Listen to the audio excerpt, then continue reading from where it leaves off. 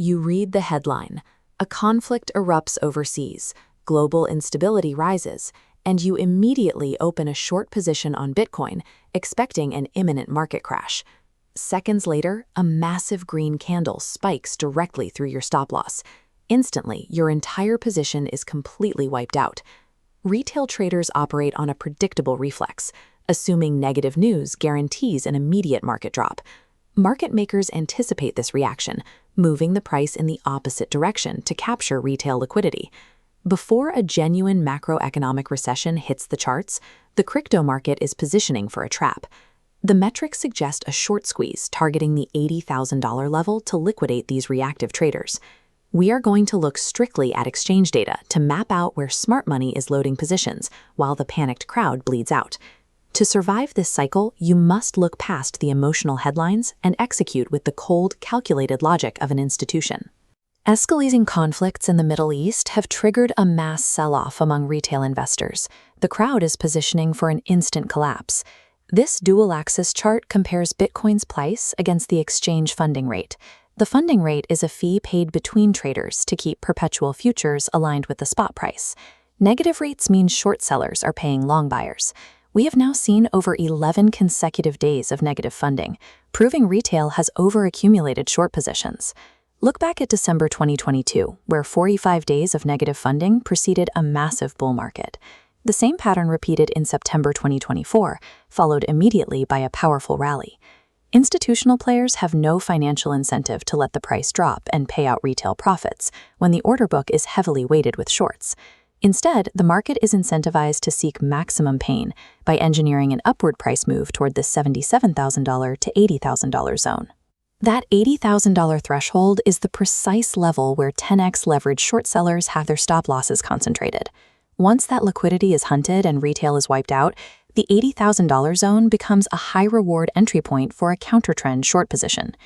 Executing a trade in a high-volatility squeeze requires precision. If you are trading on an exchange that freezes during spikes, your strategy is useless. This is why I execute these sniper entries on BingX. They maintain deep liquidity and avoid the server lockups plaguing other platforms during violent market moves. You can find the sign-up link for BingX in the description below, which gives you access to exclusive onboarding bonuses and our trading mentorship. Short-term price action in crypto right now is driven by the hunt for over-leveraged liquidity, not the news cycle. The short squeeze to $80,000 is only the first phase. The genuine market crash happens after that liquidity is taken, driven by a larger macroeconomic reality. Historically, geopolitical wars do not crash high-risk markets instantly. Instead, they act as a catalyst for delayed economic shocks by disrupting global oil supplies. During the 1973 Yom Kippur War, domestic markets initially remained stable. The real damage arrived later, when export limits choked the U.S. economy. The pattern repeated during the 1979 Iranian Revolution. Supply disruptions caused crude prices to skyrocket, dragging the American economy into back-to-back recessions. The result was physical and immediate. Massive fuel shortages and strict purchasing limits imposed directly on the U.S. consumer. In 1990, the Gulf War provided another textbook example.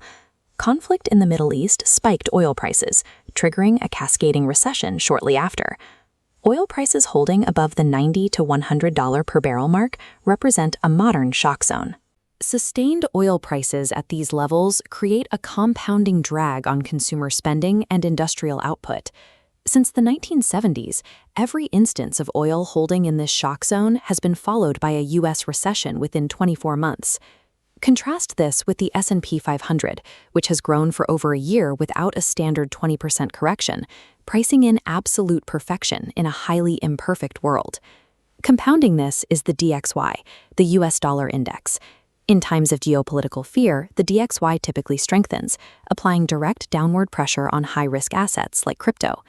While the conflict creates the volatility, the resulting energy-driven inflation eventually dictates the depth of the market's decline. Overlaying today's inflation trajectory with the 1970s shows the fractal patterns matching almost perfectly, suggesting a massive secondary wave of inflation is imminent. There is a critical difference today. 50 years ago, the total U.S. national debt sat at roughly $900 billion.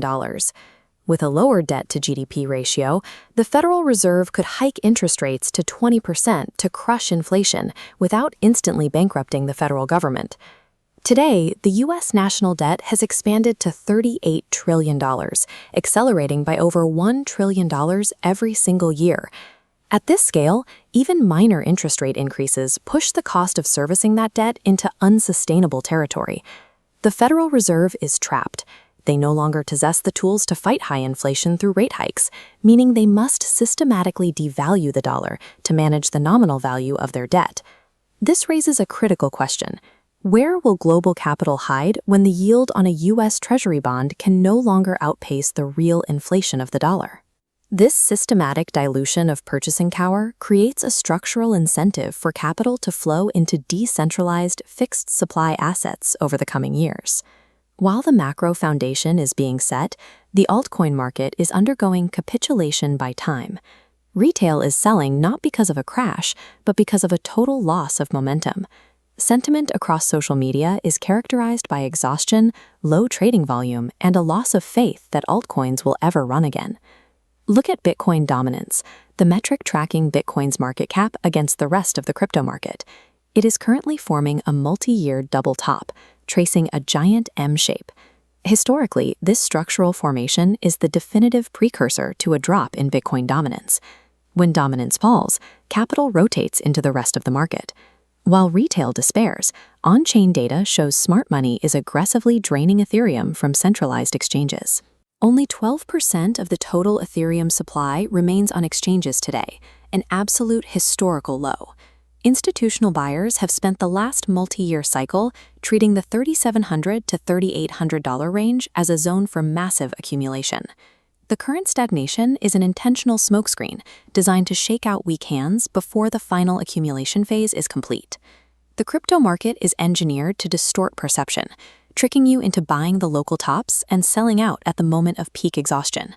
To survive the upcoming manufactured volatility, hit the subscribe button below. We rely purely on the data. For real-time execution, join our free Telegram channel. It is where you get unfiltered insider logic and live trade setups before the crowd reacts. The playbook is clear. Do not short with the crowd now.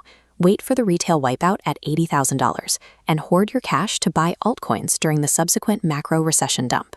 To see exactly which altcoins the whales are pulling off exchanges right now, click the video on your screen. I break down the entire accumulation list there. See you inside.